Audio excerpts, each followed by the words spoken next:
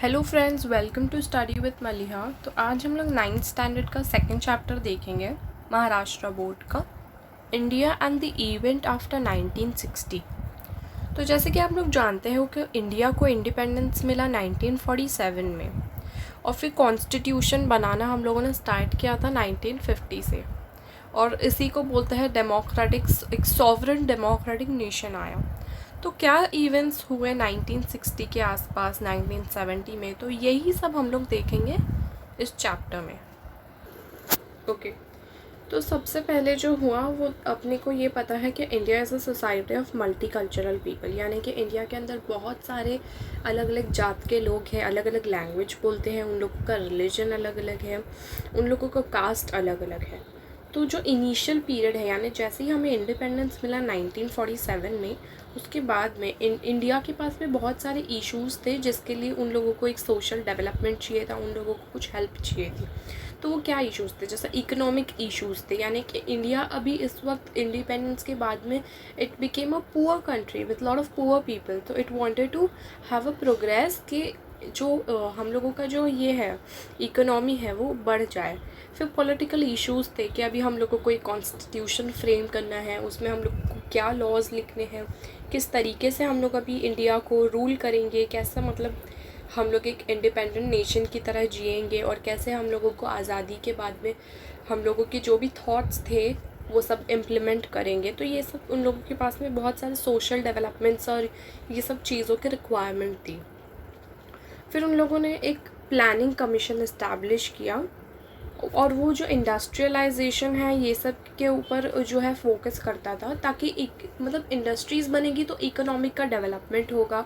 और economic develop कैसे होगा? जब लोग काम करेंगे, लोग काम करेंगे तो उन्हें सैलरी मिलेगी, और सैलरी मिलेगी तो फिर वो लोग अच्छी तरीके से जिएंगे, पॉवर्टी ख़त्म होगा।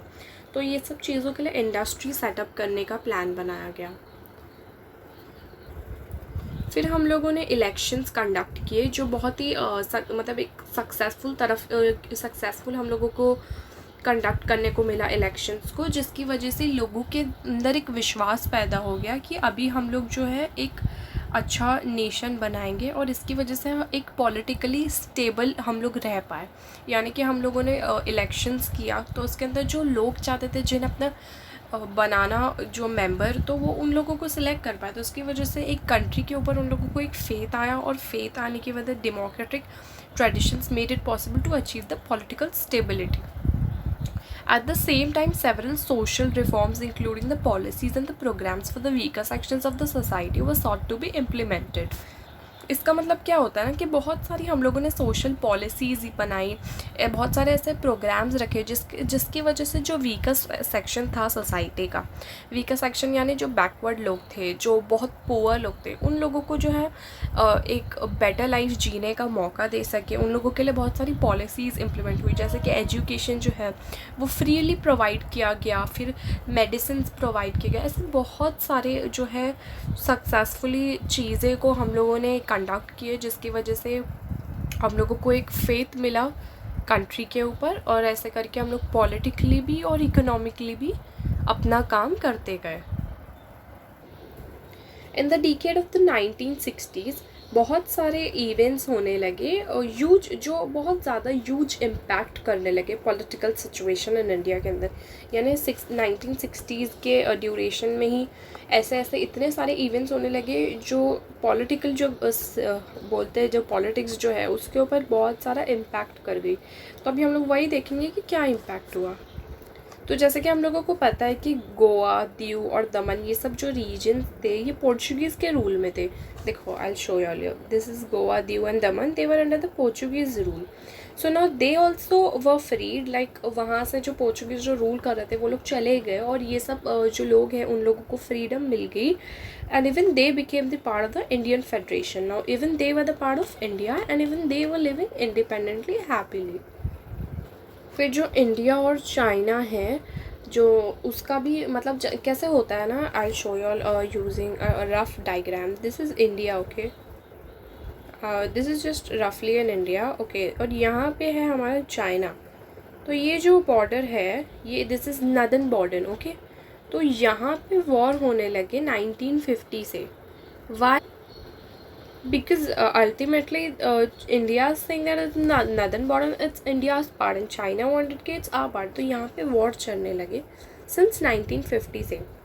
तो 1962 के अंदर ये दोनों जो वॉर है वो ख़त्म हो गया, और जो है वॉर जो फॉट हुआ था उस रीजन को हम लोग बोलते हैं मैकमोहन लाइन. जैसे मैंने अभी आप लोग को बताई, वो जो लाइन जिधर जो रीजन में जो लफड़ा होता था उस रीजन को हम लोग बोलते थे मैकमोहन लाइन. ओके, तो जैसे कि हम लोग जानते हैं कि जैसे ही इंडिया को इंडिपेंडेंस मिली, हमारा जो फर्स्ट प्राइम मिनिस्टर थे वो थे हमारे Pandit Jawaharlal Nehru, and he led the country. Okay, अभी जो इंडियन फॉरेन पॉलिसी है उसके आर्किटेक्ट हुआ करते थे ये पंडित जवाहरलाल नेहरू. और यही बताया गया कि उनका जो सोशल और इकोनॉमी के ऊपर जो उसका डेवलपमेंट के लिए जो इंडिया के जो भी हेल्प मिली गई है जवाहरलाल नेहरू की तरफ से, वो बहुत ही ज़्यादा अप्रिशिएट करने वाली है और बहुत हेल्पफुल रही है. और फिर जवाहरलाल नेहरू की डेथ हो गई 1964 में. फिर उसके बाद में जो हमारे सेकंड बने वो थे Lal Bahadur Shastri. He succeeded in becoming the next prime minister of India. तो उस दौरान यानी ड्यूरिंग दिस टेन्योर इंडिया और पाकिस्तान जो है उसके बीच में एक वॉर होने लगा कश्मीर को लेकर इन 1965. जैसे आप लोग जानते हो आज भी इंडिया पाकिस्तान के बीच में चलता रहता लफड़ा कश्मीर को लेकर. तो बस उसी लफड़े की बात हो रही है यहाँ. जब लाल बहादुर शास्त्री का टाइम था तो तभी इंडिया और पाकिस्तान के बीच में जो है वॉर होने लगा. तो जो सोवियत यूनियन थी उसने ट्राई किया मीडिएट करना दोनों कंट्रीज़ के बीच में. यानी जो है हमारे लाल बहादुर शास्त्री हैं, उन्होंने स्लोगन दिया जय जवान जय किसान. जो इम्पोर्टेंट जो हमारे मतलब जो सोल्जर्स हैं और जो फार्मर्स है, ये Indian soldiers and Indian farmers, इन लोगों को इम्पोर्टेंस दी गई इस स्लोगन के थ्रू.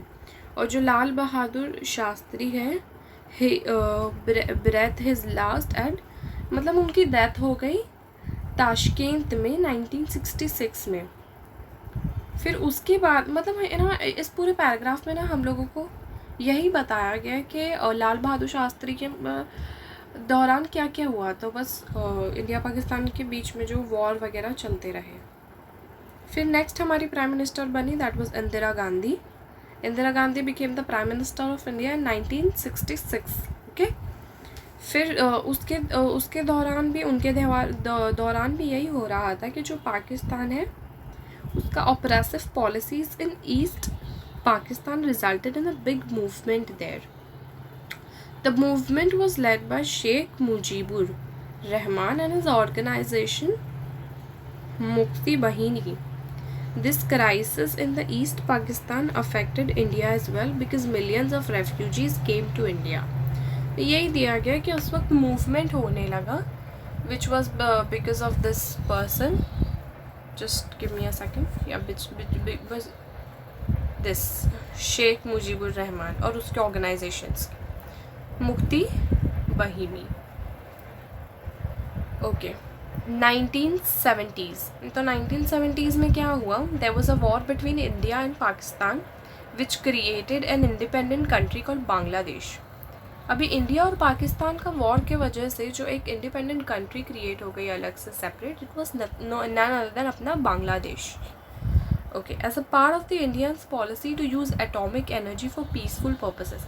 अभी हमारा इंडिया का कैसा है ना कि हम लोग अपने ओन से पहले एटॉमिक बॉम्ब्स एटॉमिक एनर्जी ये सब यूज़ नहीं करते. We use it only for us और टू बी सेफ. यानी हम लोग फर्स्ट यूज़र कभी नहीं रहेंगे एटॉमिक एनर्जी यूज़ करने के लिए. ये हमारा जो है एक प्रॉमिस है to ourselves as well as to the whole India and to the whole world कि हम लोग पहले कभी नहीं एटॉमिक एनर्जी यूज़ करेंगे. हाँ, लेकिन अगर कोई और कंट्री यूज़ करेगा तो हम लोग चुप भी नहीं रहेंगे. तो India's policy was to use atomic energy for peaceful purposes and it was only for the peaceful purposes. India always wanted कि each and every nation should live happily in their own wings you could say. लेकिन हम लोग अभी जो बात करें वो था कि इंडिया ने ना ऑफ कोर्स एक एटॉमिक एनर्जी बन रही है तो उसको टेस्ट करना है, तो इंडिया ने एक टेस्ट किया एटॉमिक डिवाइस का. It was an underground test at Pokhran in Rajasthan. This is an important line. Pokhran Pakistan in 1974. Okay. फिर 1975 में क्या हुआ, सिक्किम के लोग जो थे वो लोग ने वोट किया कि हम लोग इंडियन रिपब्लिक को ज्वाइन करेंगे, यानी Sikkim wanted to become the part of India and they were full fledged state who became the part of Indian federation. तो इस वक्त क्या होने लगा ना कि पॉलिटिकल सिचुएशन जो हमारा इंडिया में था वो अनस्टेबल होने लगा. वो क्यों अनस्टेबल होने लगा हमारा पॉलिटिकल सिचुएशन? क्योंकि जो इलाहाबाद का हाई कोर्ट है तो उसने क्या किया, एक डायरेक्टली ये कहा कि जो हमारी जो प्राइम मिनिस्टर है 1974 के इंदिरा गांधी, उसने जो है गवर्नमेंट इलेक्शन की जो मशीन होती है उसका मिसयूज़ किया है. यानी कुछ मतलब you can say she bribed and she did corruption over there, like maybe she hired the vote or something, but she did misuse of the machine. इसकी वजह से क्या होने लगा कि पूरे नेशन के अंदर स्ट्राइक्स और प्रोटेस्ट चालू हो गए. Because election is something which you need to do very fairly, as said in the beginning, कि इलेक्शंस की वजह से ही लोगों को फेथ आने लगा डेमोक्रेटिक होने के ऊपर और डेमोक्रेसी के ऊपर फेथ आने लगा कि हाँ सही में ये इम्प्लीमेंट हो रहा है इंडिया में. अब हम लोग देख रहे हैं कि मशीनरी के अंदर ही हम लोग जो है मिसयूज़ कर रही है हमारी प्राइम मिनिस्टर, तो इसकी वजह से नेशन के अंदर स्ट्राइक्स और प्रोटेस्ट चालू हो गए. अब यही सब के अंदर एक जयप्रकाश नारायण करके थे, उनकी वजह से ये सारी सिचुएशंस और ज़्यादा कॉम्प्लिकेटेड हो गई. जो कंट्री का सिचुएशन है, जो लॉ और ऑर्डर है, वो और ज़्यादा वर्स्ट होते गया. इसलिए गवर्नमेंट ने डिक्लेयर की कि there should be a national emergency on the basis of constitutional provisions relating to the emergency. और इस एमरजेंसी के वक्त क्या हुआ ना, जो हमारा जो इंडियंस का फंडामेंटल राइट्स है वो सब कुछ सस्पेंड कर दिया गया. अब इस सिचुएशन की वजह से क्या हुआ, जो हमारा इंडियन एडमिनिस्ट्रेशन था वो तो डिसिप्लिन में आ गया बहुत, लेकिन जो हमारा ह्यूमन राइट्स है वो सब तो रेस्ट्रिक्ट हो गया ना. तो ये सब जो रेस्ट्रिक्ट रहा हमारा कब तक है, 1975 से लेकर 1977 तक, अप्रॉक्सीमेटली 2 साल तक का जो है हमारा जो भी बेसिक ह्यूमन राइट्स है वो सब कुछ रेस्ट्रिक्ट हो गया था, और जो जनरल इलेक्शंस जो बंद हो गए थे. लेकिन फिर 1977 के बाद में जनरल इलेक्शंस जैसे पहले होते थे वो सब फिर से स्टार्ट हो गए. अब जब ये सब इमरजेंसी वगैरह चली रही थी तो बहुत सारी अपोजिशन पार्टीज़ आई और उन लोगों ने एक पार्टी फॉर्म किया जिसको उन लोगों ने नाम दिया जनता पार्टी. तो जो कांग्रेस पार्टी है हम लोगों की, जो Indira Gandhi is a member of Congress party, तो it was defeated by the Janata party. यानी जो हमारी कांग्रेस पार्टी है वो जीत गई जनता पार्टी के अगेंस्ट. आई गेस जो जनता पार्टी है वो जीती थी. यस, जो जनता पार्टी हमारी वो जीती थी. And the Morarji Desai like became the first prime minister. Not the first, मतलब जनता पार्टी के तो वो फर्स्ट था, लेकिन वो Morarji Desai became the prime minister after Indira Gandhi. लेकिन जो है जनता पार्टी लास्ट तक टिक नहीं पाई क्योंकि उन लोगों के अंदर ही बहुत इंटरनल डिफरेंसेस बहुत थे, तो इसलिए वो ज़्यादा दिन तक टिक नहीं पाई. फिर उसके बाद में चरण सिंह सक्सीडेड हो गए, लेकिन उनकी भी गवर्नमेंट ज़्यादा दिन तक नहीं रह पाई. It left a short period only. फिर उसके बाद में 1980 के अंदर वापस से इलेक्शंस हुआ जिसके अंदर कांग्रेस पार्टी फिर से जीत गई और फिर से इंदिरा गांधी के हाथ में ही पूरी पावर आ गई. Yes, because Congress got the power and Indira Gandhi again became the Prime Minister. तो I hope this para is very very clear to each and every one of you. यहाँ पे I just had a small mistake. It was about Janata party. तो जनता party जो है वो जीती थी, but it was for a short period only because उन लोगों के अंदर ही बहुत सारे इंटरनल डिफरेंसेस थे. फिर हम लोग अभी बात करते हैं 1980s की. During this decade, the Indian political system faced many new challenges. यानी अभी जो हम लोग देखेंगे 1980 के अंदर बहुत सारे इंटरनल मतलब जो है चेंजेस, हम लोगों को बहुत सारे चैलेंजेस एक्चुअली दिखाई देंगे.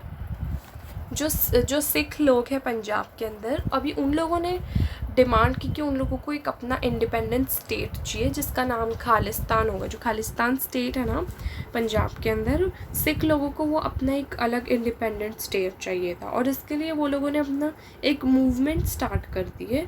और वो मूवमेंट जो है चलते गया और बहुत वायलेंट और डिस्ट्रक्टिव हो गया, यानी कि आउट ऑफ कंट्रोल होने लगा। और जो पाकिस्तान है ना, वो सपोर्ट कर रही थी ये पंजाबियों को ये करने के लिए, बिकॉज पाकिस्तान और इंडिया का तो पहले से ही है 36 का आंकड़ा।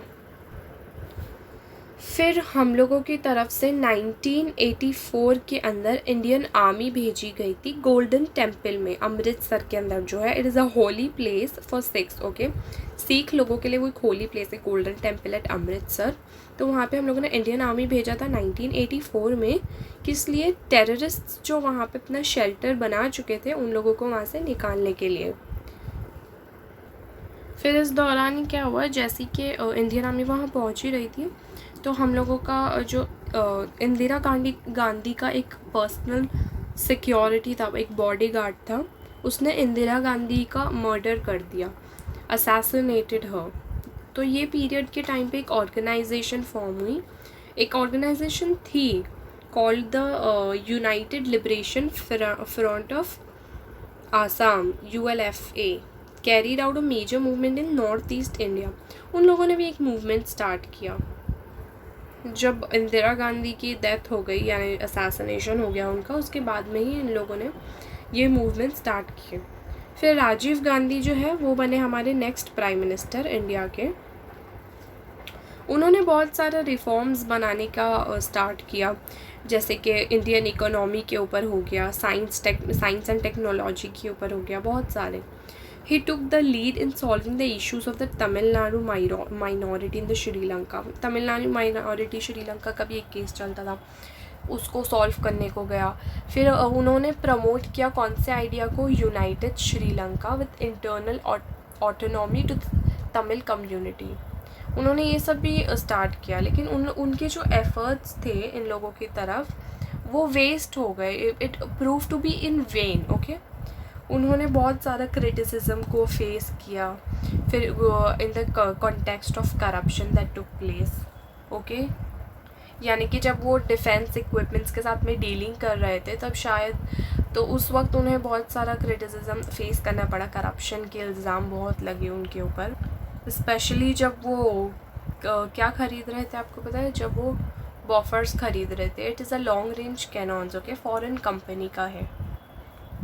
तो करप्शन जो है, स्पेशली द पॉलिटिकल करप्शन, वो बहुत ज़्यादा क्रूशियल इशू बन गया इंडिया में, जो आज भी है।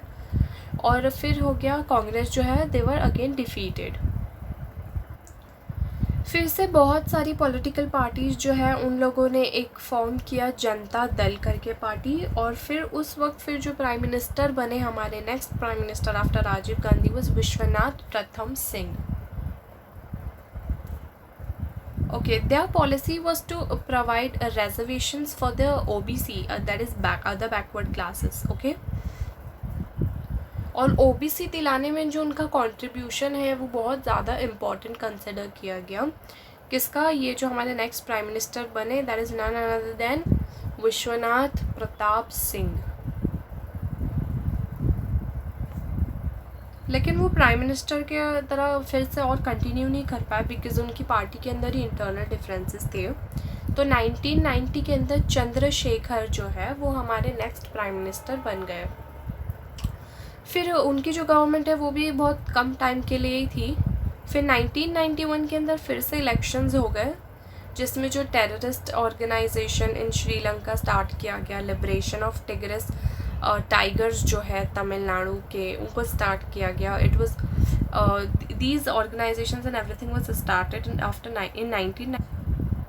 ओके, तो 1991 के अंदर जो इलेक्शन हुआ, तो जो टेररिस्ट थे, टेररिस्ट ऑर्गेनाइजेशन यानी जो श्रीलंका के टेररिस्ट थे, तो उन्होंने अपना राजीव गांधी का जो है असैसिनेशन कर दिया, यानी उनकी भी हत्या कर दी, ओके। फिर 1980s के एंड होते वक्त ही जम्मू एंड कश्मीर के अंदर एक अनरेस्ट माहौल पैदा हो गया। बहुत सारी टेररिस्ट एक्टिविटीज़ फोर्स्ड हो गई कश्मीरी पंडित्स के ख़िलाफ़, और उन्हें बोला गया कि आप लोग वैली छोड़ दो, वैले जो है वहाँ का, they had to leave that and go from there. Problem जो है वो दिन ब दिन बहुत बढ़ती गई टेररिज़म की, टेररिस्ट्स बहुत आते गए, आज भी बहुत रेयर केसेस है, आज तो हो गए, बट स्टिल हम लोगों को पता तो चलता ही है, सुनने में तो आता ही है टेररिस्ट एंड ऑल के बारे में। आई होप आप लोगों को ये चैप्टर समझ में आ रहा होगा, बहुत इजी चैप्टर है। आई होप कि मेरा एक्सप्लेनेशन समझ रहा होगा। अगर समझ रहा है तो प्लीज़ सब्सक्राइब करो मेरे चैनल को and please do like my videos. अभी नेक्स्ट हम लोग देखेंगे चेंजेस जो हुए आफ्टर 1991। तो 1991 जो है वो बहुत ही इम्पॉर्टेंट माना जाता है हिस्ट्री ऑफ वर्ल्ड और इंडिया के एस्पेक्ट से भी। Soviet Indian disintegrated into many small country. जो हमारा सोवियत यूनियन था वो बहुत सारी छोटी छोटी कंट्रीज़ के अंदर जो है बट गया, और जो हमारा कोल्ड वॉर है वो एंड होने को आया। In India the government under the leadership of the prime minister PV Narasimha Rao initiated many changes in the Indian economy. Okay, तो हमारा इंडियन इकोनॉमी के अंदर जो है नरसिम्हा राव ने बहुत सारे चेंजेस लेके आए, और यही पीरियड के टाइम पे क्या हो गया ना, जो राम जन्मभूमि है और जो बाबरी मॉस्क इशू है हमारा अयोध्या में, वो आ गया फ्रंट पे। फिर हमारा इलेक्शंस जो कंडक्ट हुआ दैट वाज बिटवीन 1996 एंड 1999। उस वक्त कोई भी पॉलिटिकल पार्टी को एक क्लियर मेजॉरिटी नहीं मिली थी लोकसभा के अंदर। इसकी वजह से क्या हुआ ना, एक बहुत ही शॉर्ट स्पैन ऑफ टाइम के अंदर हम लोगों ने 3 गवर्नमेंट्स को देखा है, 3 गवर्नमेंट्स बदलती गई। यानी एग्जाम्पल के लिए दिया गया है जो प्राइम मिनिस्टर्स बने, जैसे अपना हो गया अटल बिहारी वाजपेयी हो गया, HD देवगौड़े हो गया, और इंदर कुमार गुजराल हो गया। They were amongst them you could say. फिर finally in 1999 a National Democratic Alliance came to power under the flag of Bharatiya Janata party. Okay, फिर फाइनली 1990 के अंदर एक हम लोगों को पार्टी देखने को मिली, दैट इज़ BJP, भारतीय जनता पार्टी, जिसके अंदर अटल बिहारी वाजपेयी जो है वो बने हमारे इंडिया के प्राइम मिनिस्टर। फिर जो अटल बिहारी वाजपेयी है उन्होंने इस्टेब्लिश करने को किया एक डायलॉग पाकिस्तान के साथ में, but was not successful. He was not successful in doing that. India conducted a number of nuclear test. India ने बहुत सारे न्यूक्लियर टेस्ट किए, कभी 1998 में, और अपने आप को एक डिक्लेयर कर दिया कि हम लोग एक एटॉमिक पावर है, यानी हम लोग एटॉमिक के साथ में बहुत पावरफुल कंट्री अब बन चुके हैं। फिर 1990 के अंदर है ना, इंडिया और पाकिस्तान के बीच में एक वापस से वॉर हुआ, which is a very famous war. It is known as the Kargil region. It is known as actually a Kargil war which was in the region of Kargil in the Kashmir. Okay, it was because of the Kashmir only, और जो है India जीत गया Pakistan in this war as well. वो हर बार की तरह India फिर से जीत गया पाकिस्तान से। नेक्स्ट हम लोग आ जाते हैं इंडियन इकोनॉमी के ऊपर। तो आफ्टर इंडिपेंडेंस के बाद से ही इंडिया जो है एक मॉडर्न कंट्री बनने के ऊपर और इकोनॉमिकली सेल्फ सफिशिएंट होने के लिए, और जो सोशल जस्टिस होता है, ये सारी कैरेक्टरिस्टिक्स पे एक जो हमारा इंडियन इकोनॉमी है वो पहले से ही काम कर रहा है। तो इंडिया को हमेशा से एक अक्वायर मॉडर्निटी और सेल्फ रिलायंस चाहिए था, which she could actually get by establishing the industries. तो इंडिया क्या चाहती थी ना, like we wanted to establish an economy. हम लोगों को एक इकोनॉमी बेस्ड जो है इस्टेब्लिश करना था, जो बेस्ड किस पे होता, सोशल जस्टिस पे होता, और ये हम लोग करेंगे प्लानिंग्स के थ्रू हम लोग करेंगे। तो the national planning commission was established, okay, that could coordinate development through the policy of the 5 years plan. तो 5 year प्लान के हिसाब से ये नेशनल प्लानिंग कमीशन इस्टेब्लिश हुई, जिसमें हम लोग जो है सोशल जस्टिस वगैरह के लिए इकोनॉमिकली क्या कर सकते हैं, इंडस्ट्रीज़, ये सब इम्प्लीमेंट किया गया। नरसिम्हा राव गवर्नमेंट जो है वो स्टार्ट किया अपना इकोनॉमिक रिफॉर्म्स 1991 से। इस इकोनॉमिक रिफॉर्म्स को हम लोग बोलते हैं इकोनॉमिक लिबरलाइजेशंस, ओके। तो जो इंडियन इकोनॉमी है वो बहुत अच्छा कर रही थी implementation because of the implementation of this policy. Okay, foreign investment जो है वो इंडिया के अंदर बढ़ने गए, यानी foreign people invested more and more in India. Skilled Indian professions helped reform the Indian economy. वो यानी जो स्किल्ड इंडियंस थे वो लोग भी कमाने लगे अच्छा, तो इंडियन इकोनॉमी के ऊपर एक अच्छा बेनिफिट मिलने लगा। इंफॉर्मेशन एंड टेक्नोलॉजी जो हमारा फील्ड है वो उसने बहुत सारे एवेन्यूज़ को है एम्प्लॉयमेंट के through in the country develop किया। फिर बहुत सारे चेंजेस होने लगे after 1991 which is described as the globalisation because it was good changes, so it is known as globalisation. देख लेते हैं हम लोग जो दो थे, जो science and technology is the next topic. तो जो दो मेजर इवेंट्स जो हुए थे which you could describe India's efforts towards self-reliance was the two of them was doctor M.S. Swaminath ने जो है स्टार्ट किया था green revolution and he is known as the father of green revolution in 1965। तो उन्होंने बहुत सारे साइंटिफिक एग्रीकल्चरल मेथड्स को है, टेक्निक्स जो है एग्रीकल्चर की वो सब जो है इन्वेंट किया था, और उन्होंने इंक्रीज़ क्या किया था, production of the food grains increase किया था। और सेकंड जो है वो है experiment of the dairy movement. Doctor Verghese Kurien जो है, कुरियन बोलते हैं उनको, डॉक्टर वर्गीस कुरियन, उन्होंने क्या किया, increase in the milk production in the India. Okay, उसको बोलते हैं वाइट रेवोल्यूशन। इंडिया ने जो है वो बहुत प्रोग्रेस किया कि कौन से फील्ड्स में, एटॉमिक एनर्जी में और स्पेस रिसर्च में भी।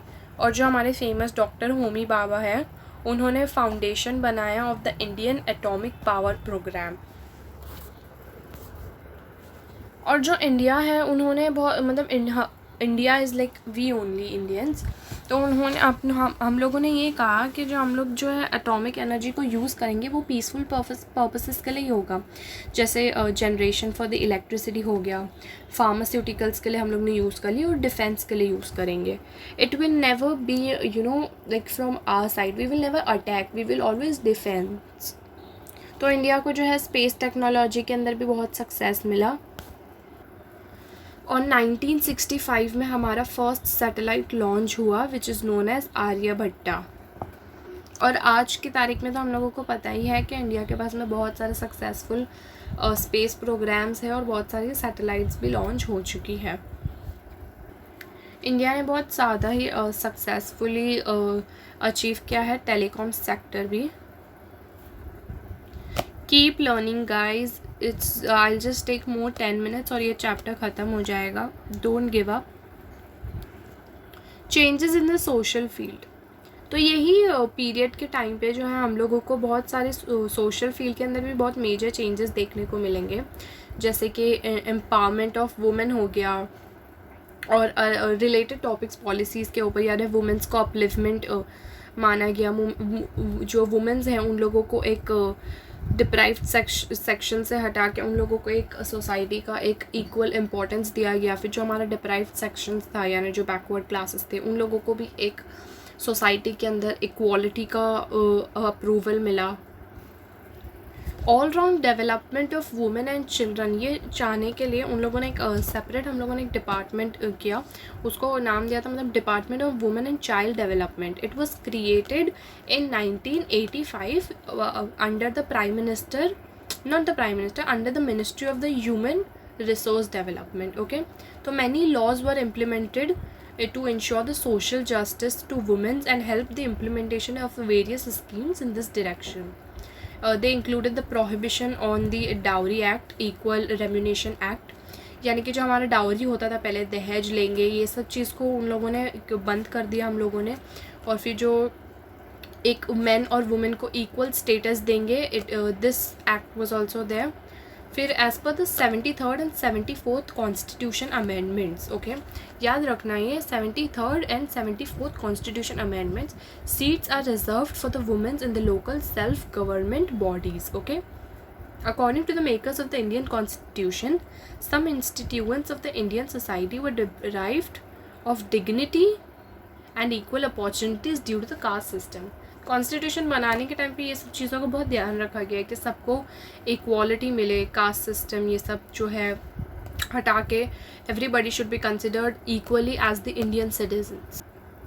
फिर जो काका साहेब कालेलकर कमीशन है वो सेटअप हुआ 1953 में, और क्यों इम्प्रूव करने के लिए कंडीशंस। ओके, फिर 1978 के अंदर एक कमीशन जो है was constituted under the chairmanship of BP Mandal. क्यों ये था? स्टडी करने के लिए issues of the backward classes के, बैकवर्ड क्लासेस वाले क्या इशू फेस कर रहे हैं, उसका क्या सल्यूशन हो सकता है, ये सब के लिए जो है कमीशन जो है इस्टेब्लिश हुई। Policy for reservation for the adopted in order to strengthen the representation of the backward sections. तो ये सब पॉलिसीज़ ये सब गवर्नमेंट ने क्यों इम्प्लीमेंट की? ताकि जो बैकवर्ड सेक्शंस है उसको इम्प्रूवमेंट दे सके हम लोग। प्रिवेंशन ऑफ एट्रोसाइड्स एक्ट भी हुआ 1989 में। ये क्यों था? शेड्यूल कास्ट और ट्राइब्स लोग जो है वो लोग जो है डिग्निटी और एक रिस्पेक्ट के साथ में जी सके, ये सब जो फियर है ये सब से दूर रहे, वायलेंस ऑपरेशन ये सब जो अपर क्लास ना करे उनके ऊपर, इसलिए upper class and lower class they were given equally importance and it was considered to be equal. They all should be treated equally and they all should have the fundamental rights. Okay, this was implemented. Next, which is the last part of the chapter we are studying now, is globalization. Globalisation जो है वो भी हम लोगों की country के अंदर बहुत सारे चेंजेस लेके आई। कौन कौन सी फील्ड्स के अंदर? जैसे इकोनॉमी हो गया, पॉलिटिक्स हो गया, साइंस, टेक्नोलॉजी, सोशल, कल्चर, ये सब चीज़ों के अंदर ग्लोबलाइजेशन ने बहुत सारे चेंजेस लेके आई। बहुत सारे चेंजेस तो हम लोगों ने ऊपर ही डिस्कस कर लिए, अभी थोड़े बहुत होंगे शायद, वो देख लेते हैं हम लोग। इंडिया जो है इमर्ज्ड हो गई as an important country on the global scene in different spheres. India is important member of the international organisations like G20 and BRICS. ये सब दो ऑर्गेनाइजेशंस हैं which is world wide. Okay, world के members इसमें participate, like world country participate करती है इसके अंदर। जैसे G20 हो गया, ब्रिक्स हो गया, ब्रिक्स के अंदर जैसे दिया यहाँ Brazil, Russia, India, China, south Africa, ये सब है। तो ये सब लोग उसमें पार्टिसिपेट करने लगे, तो इसके लिए इंडिया भी जो है ये भी कर रहा था ना पार्टिसिपेट, तो इंडिया को भी इक्वल इम्पोर्टेंस मिलने लगा कि वर्ल्ड वाइड में भी, और इंडिया भी एक इम्पॉर्टेंट बन गया ग्लोबलाइजेशन के भी हिसाब से। इंडिया ने बहुत सारे इम्पॉर्टेंट जो है रेवोल्यूशंस है वो सब फेस किए हैं, जैसे टेलीकम्युनिकेशन टेक्नोलॉजी के अंदर हो गया या किसी भी चीज़ में बहुत चेंजेस उन लोगों ने भी लेके आए हैं। जैसे mobile phone, internet, communication facilities, ये सब जो है सैटेलाइट के ऊपर बेस्ड थी, तो which is all across the country. जैसे आज हम लोग मोबाइल फ़ोन्स यूज़ कर रहे हैं, तो पहले मोबाइल फ़ोन्स नहीं हुआ करते थे, पहले टेलीफोन्स थे, उससे पहले पेजर्स थे, उसके पहले कुछ और था, उसके पहले कुछ और। तो जैसे जैसे सैटेलाइट्स हम लोग भेजते गए, जैसे टेक्नोलॉजी बढ़ते गई, एडवांसमेंट्स आते गया, तो इंडिया ने भी बहुत सारे रेवोल्यूशंस जो है फेस किए हैं। ओके, और इंडिया ने पूरे वर्ल्ड को ये बताया है कि कैसे एक वर्ल्ड जो है मतलब इंडिपेंडेंट हो सकता है और डेमोक्रेसी ला सकता है अपनी कंट्री में, और उसको कैसे फंक्शन कर सकता है वो सक्सेसफुली। फिर ये सब जो है ये सब रिज़ल्ट क्या किसमें? Total transformation in the lifestyle of the Indians and specially the youth. इसकी वजह से जो है इंडियंस और जो हमारे यूथ है, यानी कि जो हमारे अब जनरेशन्स के लोग हैं, यंगर पीपल है, उन लोगों के अंदर बहुत हम लोगों ने ट्रांसफॉर्मेशन लाए, ये सब प्रूव करके कि if we think that we should do it then we can do anything. Okay, पूरा यही लिखा है चैप्टर के अंदर। फिर और हमारे बहुत सारी चीज़ों में चेंजेस आए, जैसे हमारा जो डाइट कंसिस्ट है, जो हम लोग खाते थे वो चेंज होने लगा, फॉरेन इम्पोर्ट एक्सपोर्ट होने लगे, तो हम लोग फ़ॉरेन चीज़ें खाने लगे, इंडिया की चीज़ें वहाँ होने लगी। फिर हम लोग क्लोथिंग चेंज हुआ, यानी आज जो हम लोग जीन्स टी शर्ट ये सब पहनते हैं, these are not Indian clothes, these are foreign clothes, तो हम लोग वो भी अडॉप्ट करने लगे। फिर लैंग्वेजेस हम लोग फ़ॉरेन सीखने लगे, और जो हमारे बिलीव्स थे वो चेंजेस होने लगे। हम लोग जो है अपने दिमाग से सोचने लगे कि क्या ये सही है क्या गलत है, और सबके जो है मेमोरीज़ सब लोग जो है अपना क्या बोल सकते हैं आप लोग कि everybody taking things into different aspects, यानी एक चीज़ के लिए 10 लोगों के अलग अलग विचार आने लगे, तो ये सब कुछ स्टार्ट होने लगा। तो इसी के साथ हम लोग का ये पूरा चैप्टर कंप्लीट हो चुका है। आई होप आप लोगों को पसंद आया होगा। Please subscribe to my channel and like my video. Thank you.